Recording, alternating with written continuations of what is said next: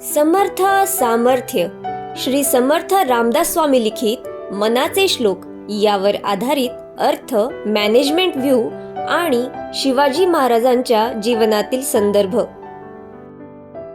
जय जय रघुवीर समर्थ, नको वीट मानू रघुनायकाचा, अति आदरे बोलिजे राम वाचा, नवेचे मुखी सापडे रे फुकाचा, करी घोष त्या जानकी वल्लभाचा।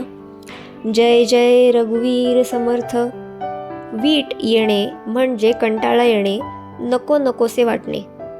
रघुनायकाचा वीट येऊ देऊ नको।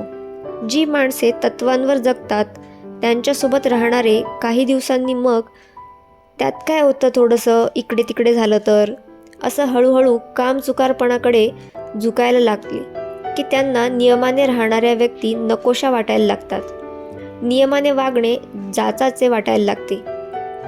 तर हीच वेळ असते दुर्गुण आपल्याला मागे खेचत असताना ते दूर करण्याची। हीच वेळ असते आपल्यातले दुर्गुण कायमचे आपल्या शरीरातून बाहेर जाण्याची। त्या क्षणी जर त्या दुर्गुणांचे ऐकले तर ते दुर्गुण कायमचे ठिय्या मांडणार, मग कोणीही त्या माणसाला सन्मार्गावर आणू शकत नाही। म्हणून रामदास स्वामी सांगतात की रघुनायकाच्या नियमांचा तत्वांचा कंटाळा करशील तर आत्मोद्धाराला मुकशील। तर कामाबद्दल तिटकारा येऊ देऊ नकोस। कामाचा तत्वांचा नियमांचा आदर कर। स्वस्तात काही मिळतंय तर मेहनत सोडून देणे उचित नाही। त्यासाठी ते जानकी वल्लभ शब्द वापरतात। अगदी पत्नी देखील तत्वांवर रामरायाने वरली। तिलाही तिच्या पतीचा आदर असतो, कारण तिच्या अपेक्षेला खरा उतरेल। संसारात देखील पती पत्नीने सोबत राहणे ही मजबुरी नसावी, तर ती एकमेकांची पसंती असावी। तसेच बाकी कामांसाठी देखील आहे। मजबुरी हतबल होऊन मन मारून कोणतं काम लादलेले नसावं, ते स्वखुशीने करावे। Management view. नियमांना तत्वांना कधी उगाचच काहीही कारणांसाठी मुरड घालू नये। फुकटचा मार्ग हा फसवा मार्ग असतो। स्वस्तात काम होत असेल तर मेहनतीचा, सत्याचा, नीतीचा मार्ग सोडू नये। एक लेख वाचण्यात आला, पूर्वी जस्ट इन टाइम पद्धत होती, म्हणजे मालाची मागणी केली तरच माल बनवायचा, मग गिऱ्हाईकाला वाट बघावी लागे। नंतर ही पद्धत बदलली, आधीच मागणीसाठी माल तयार करून ठेवला जाई, मग गिऱ्हाईकही लगेच वेळेवर वस्तू मिळाल्याने आनंदी होई। पण ही पद्धत सगळ्याच क्षेत्रात व्यापारी वापरू लागले।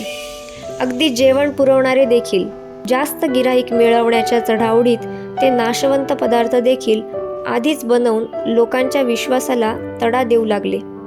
नीतीचा मार्ग सोडून अनितीकडे वळले।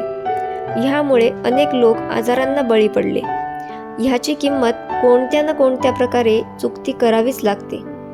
पैसे घेऊन डॉक्टरची डिग्री देणाऱ्याला उपचारासाठी त्याच किंवा तशाच प्रकारे पास केलेल्या डॉक्टरकडे उपचार करायची वेळ यावी, तसेच असते।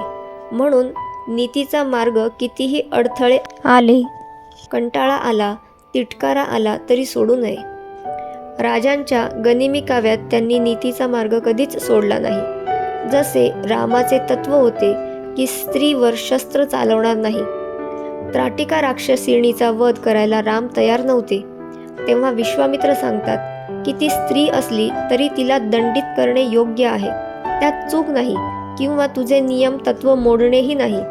स्त्री असो वा पुरुष, चुकीचे अन्यायाचे वागणाऱ्याला शासन हे झालेच पाहिजे आणि त्राटिकेच्या अन्यायी वागण्यासाठी तिला मारणे हेच न्यायाचे आहे।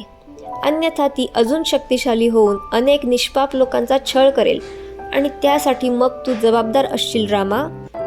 तर स्त्री म्हणून दंडित करणार नाही असे तत्व जरी असले तरी रामाने त्याचे तत्व वेळेनुसार बदलले असे ख्याती होईल। ही भावना मनातून काढून टाक आणि पुढे होणारे अनर्थ टाळण्यासाठी स्त्रीचा नाही तर राक्षसिणीचा वध कर। ह्याचप्रमाणे राजांनी जे गनिमी कावा केला आहे तो योग्यच आहे, ते नियमानेच होते आणि नियमानेच जगले। जय जय रघुवीर समर्थ। चरितम शिवराज्यस्य विजयश्री विराजितम वीराद्भुतरसं पुण्यं रामायणमिवापरम्।